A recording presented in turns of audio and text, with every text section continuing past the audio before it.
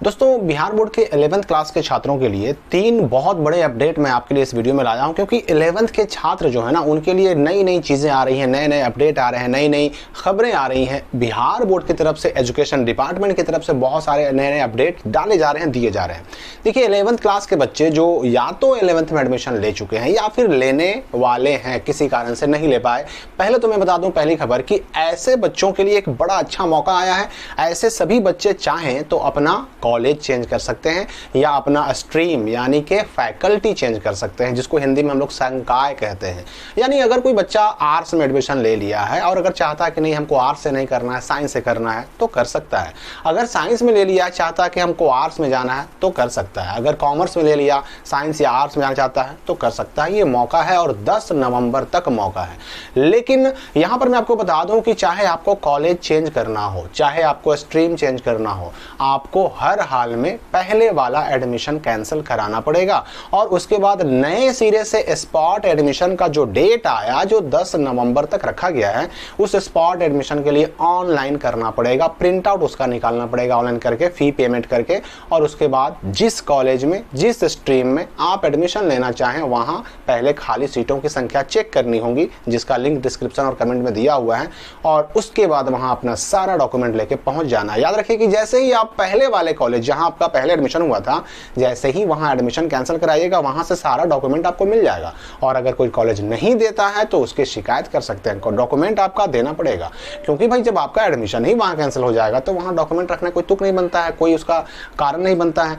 अब यहां पर एक समस्या जो बच्चों के सामने आ रही है कि लिंक नहीं खुल रहा ऑनलाइन होने का, तो मैं आपको बता दूं कि लिंक 1 से 2 दिन होते होते खुल जाएगा, क्योंकि बिहार बोर्ड का जो वेबसाइट है आप सब जानते हैं कि नोटिफिकेशन पहले आता है, लिंक उसके मुकाबले थोड़ा देर से एक्टिव किया जाता है, तो इसलिए थोड़ा सा टाइम लग रहा है। लेकिन ये आप बिल्कुल निश्चिंत रहिए कि हर हाल में आपका एडमिशन होगा। ये ऑनलाइन का लिंक खुलेगा भी, ऑनलाइन फॉर्म भराएगा भी, आपका एडमिशन भी होगा। तो ये पहला अपडेट जो बच्चे एडमिशन ऑलरेडी 11th में ले चुके हैं उनके लिए, कि या तो चाहे तो अपना स्ट्रीम चेंज कर सकते हैं या तो चाहे तो अपना कॉलेज बदल सकते हैं। तो मैं आपको सलाह दूंगा, पर्सनली ये मेरा मानना है कि अगर आपका कोई नजदीक का कॉलेज है, +2 स्कूल है, तो वहां आप एडमिशन करा लीजिए। क्योंकि देखिए भाई 75% अटेंडेंस का जो रूल है वो अभी हटने वाला नहीं है। लगातार जो प्रेशर है वो बढ़ता ही जा रहा है और बढ़ता ही जाएगा।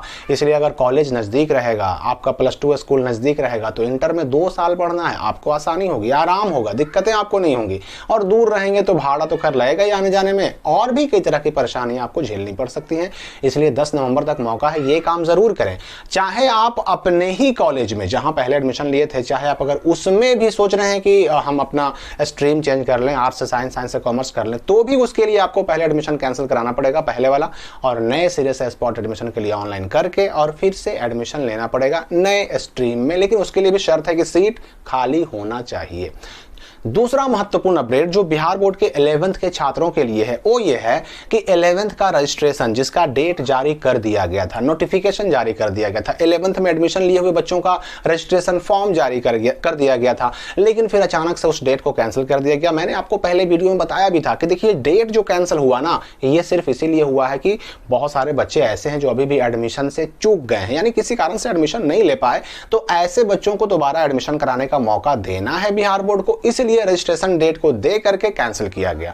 और देखिए अब स्पॉट एडमिशन का डेट आ चुका है, यानी कि जो बच्चे छूट गए हैं, जो किसी कारण से 11th में इस साल एडमिशन नहीं ले पाए और लेना चाहते हैं, वो चाहे तो एडमिशन करा सकते हैं।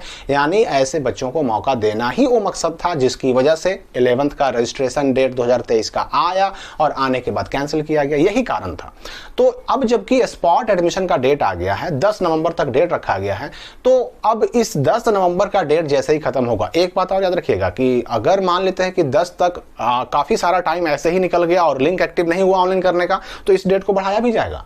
ऐसा नहीं है कि डेट दिया गया और लिंक एक्टिव नहीं हुआ तो डेट खत्म हो जाएगा, ऐसा बिल्कुल नहीं है। आप ये बिल्कुल कंफर्म रखिए, इस बात को लेकर के बिल्कुल निश्चिंत रहिए कि डेट तब तक खत्म नहीं होगा जब तक लिंक एक्टिव नहीं होता, जब तक ऑनलाइन नहीं शुरू होता, जब तक बच्चों को जो है एडमिशन लेने का या कॉलेज चेंज करने का या स्ट्रीम चेंज करने का मौका नहीं मिलता, तब तक डेट खत्म नहीं होगा। अगर ये 10 तारीख से पहले लिंक एक्टिव हो गया, सारा काम हो गया, ऑनलाइन भी होने लगा, कॉलेज ट्रांसफर होने लगा, स्ट्रीम ट्रांसफर होने लगा, तब तो 10 को डेट खत्म हो सकता। तो जैसे ही ये फाइनली डेट खत्म होगा ना, बिहार बोर्ड के इंटर एडमिशन का जो लास्ट डेट अभी आया स्पॉट एडमिशन का, जैसे ही ये डेट खत्म होगा उसके 2-4 दिन होते होते 11th का रजिस्ट्रेशन डेट आ जाएगा। तो अगर 10 नवंबर को ये एडमिशन डेट खत्म हो जाता है तो मान के चलिए कि 15 नवंबर या उसके आसपास आगे पीछे डेट रजिस्ट्रेशन का 11th वाला आ जाएगा, रजिस्ट्रेशन होना शुरू हो जाएगा। वैसे देखिए रजिस्ट्रेशन फॉर्म जारी हो चुका था, रजिस्ट्रेशन फॉर्म कैसा होता है, कैसे भरना है उसको, वो सारी चीजों का लिंक डिस्क्रिप्शन और कमेंट में दिया हुआ, आप वहां देख सकते हैं कि रजिस्ट्रेशन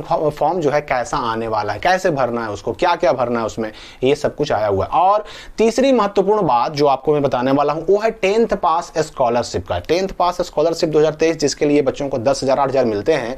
बहुत सारे ऐसे बच्चे हैं जिनका पैसा अभी तक नहीं आया, तो ऐसे बच्चों का एक नोटिफिकेशन आया है शिक्षा विभाग की तरफ से बिहार के कि ऐसे बच्चों का ये दीपावली और छठ का जो छुट्टी शुरू होने वाला है ना, उससे पहले पहले पैसा दे दिया जाएगा। वो नोटिफिकेशन आप यहां पर देख भी सकते हैं। इसमें कहा गया है कि बहुत बड़ी राशि जो है ऐसे बच्चों को 10,000 और 8,000 देने के लिए जारी कर दी गई है। और ये टारगेट है, ये रखा गया है टारगेट की जो दीपावली की और छठ की छुट्टियां शुरू होने जा रही हैं 12 तारीख से, उस डेट से पहले पहले 12 नवंबर से पहले पहले ऐसे बच्चों को पैसा जो बाकी है उनका 10,000 8,000 मैट्रिक पास स्कॉलरशिप का, मैट्रिक पास प्रोत्साहन राशि का, फर्स्ट डिवीजन और सेकंड डिवीजन स्कॉलरशिप का, वो पैसा उनको दे दिया जाए। तो ये पैसा जिनका अभी तक नहीं आया, पेंडिंग में है या किसी कारण से इन प्रोसेस में है, ऐसे बच्चों का पैसा भी आने जा रहा है।